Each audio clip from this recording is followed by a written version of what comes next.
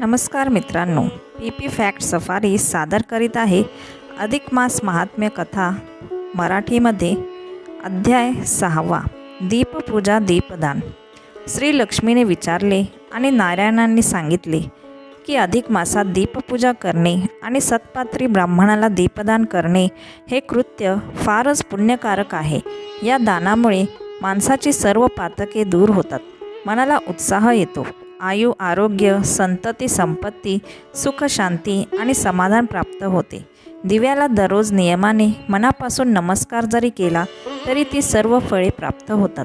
ज्या दिवशी अधिक मासात दीपदान करायचे त्या दिवशी प्रातःकाली लवकर उठून शक्य तर थंड पाण्याने स्नान करावे। तीर्थस्थान घडेल तर फारच उत्तम होय। नंतर नेहमीप्रमाणे देवपूजा करून एका स्वच्छ जागेवर पाट किंवा चौरंग मांडावा, आरास करावी। चौरंगावर किंवा पाटावर धान्य राशी ठेवावी, त्या राशीवर पाण्याने भरलेला कलश मांडावा। त्या कलशावरील पात्रात तांब्याचा किंवा धातूचा दिवा तूप वातीसह प्रज्वलित करून ठेवावा। नंतर श्री गणेश, पुरुषोत्तम, राधिकेसह श्रीकृष्ण यांची आणि त्या दिव्याची पूजा षोडशोपचारे करावी। तो दीप ब्राह्मणाला दान देऊन टाकावा। त्या ब्राह्मणाला यथाशक्ती वस्त्र, पात्र, अन्न, शिधा, मिष्टान्न, भोजन आणि तांबूल, विडा, दक्षिणा देऊन नमस्कार करावा। त्या दिवशी आप्तेष्टांना पुरणाच्या धोंड्याचे भोजन घालावे। जावयाचा सत्कार करावा। जावयाला किंवा ब्राह्मणाला तुपात तळलेले धोंडे किंवा 33 अनारसे दान द्यावेत। बत्तासे, खारका, सुपाऱ्या, फळे हे सुद्धा 33 या संख्येतच दान करावे। पूर्वी अधिक मासात गोदान, भूदान, हिरण्यदान वगैरे मोठमोठी दाने महिनाभर दररोज देत असत, पण त्या सर्व दानांपेक्षाही दीपपूजा आणि दीपदानाचे महत्त्व अपार आहे। मग दीपपूजेची एक लहानशी कथाही नारायणांनी सांगितली, ती अशी। पूर्वी सरस्वती नदीच्या तीरावर एका आश्रमात सुशर्मा नावाचा एक गृहस्थ राहत होता। भिक्षा मागून तो आपला उदरनिर्वाह करीत असे, तथापि गृहस्थाश्रमातील सर्व कर्तव्ये तो पाळीत असे। सदा समाधानी राहणाऱ्या सदाचारी विचारी स्त्री पुरुषांवर भगवान पुरुषोत्तम सदैव संतुष्टच राहतो। सुशर्म्याचा नित्यकर्म चालू असता अधिक मास आला। या महिन्यात विशेष व्रते दाने करावीत, परंतु तितके सामर्थ्य सुशर्म्याला नव्हते। मग त्याने विचार केला आणि फक्त एक वेळ भोजन आणि तेही मौन पाळून सोपे व्रत करावे। अधिक मास महात्म्य ग्रंथाचे वाचन श्रवण मनन करून अखंड प्रज्वलित असा नंदादीप लावायचा। दररोज दीपपूजा करायची आणि मग एके दिवशी ब्राह्मणाला दीपदान द्यायचे। एवढाच नियम आणि दान करावे। झाले त्याप्रमाणे त्याने व्रत आणि नियम चालू ठेवले। त्यामुळे भगवान पुरुषोत्तम सुशर्म्यावर प्रसन्न झाले। त्यामुळे त्याला सदैव सुख शांती आणि समाधान लाभले। अधिक मासातील कृष्ण एकादशीची रात्र होती। सुशर्म्याने रात्रभर जागरण केले। देवाजवळच्या नंदादीपाच्या प्रकाशात त्याने अधिक मास महात्म्य ग्रंथवाचन केले। आता उद्या द्वादशी। द्वादशीच्या दिवशी निष्ठावान ब्राह्मणाला बोलावून त्याच्याकडून दीपपूजा यथासांग करावी आणि दीपदान विधीपूर्वक द्यावे, असा विचार करून तो भल्या पहाटेच नदीवर स्नानासाठी गेला।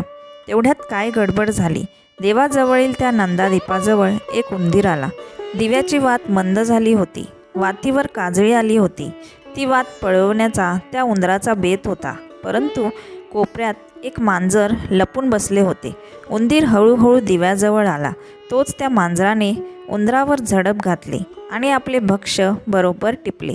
या धरपकडीच्या धडपडीत एक मात्र अगदी विशेष गोष्ट सहजासहजी घडून आली। मांजराने उंदरावर उडी घेताच तिचा धक्का सहजच त्या नंदादीपाला लागला। दिव्यावरील काजळी झटकली गेली, वात थोडी पुढे सरकली आणि तो दिवा पहिल्यापेक्षा अधिकच प्रकाशमान झाला। सुशर्म्याने स्नान केले आणि घरी येतानाच तो एका ब्राह्मणाला बरोबर घेऊन आला। देवघराजवळ येताच त्या दोघांनी नंदादीपाचा तो लख्ख प्रकाश पाहिला।